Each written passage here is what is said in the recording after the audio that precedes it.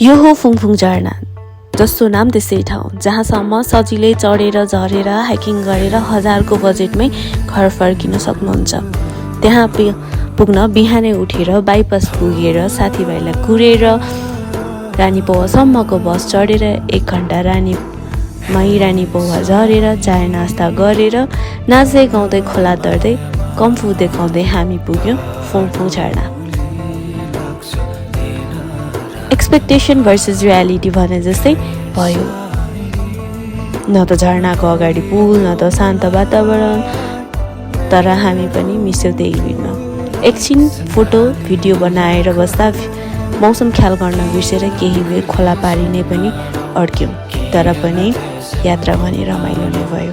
हाम्रो एक्सपिरियन्स अनुसार सबै भिडियोहरूको मात्र ट्रस्ट गरेर नहिँड्नुहोला, मौसमलाई पनि मध्यनजर गरेर हिँड्नु। गाउँको भाइबसँगै खोला नाला बाढी पहिरो बाटो पनि विचार गर्नुपर्ने हुँदा समयमा घरबाट निस्केर र समयमा घरतर्फ लाग्नु सजेस्ट गर्दछु।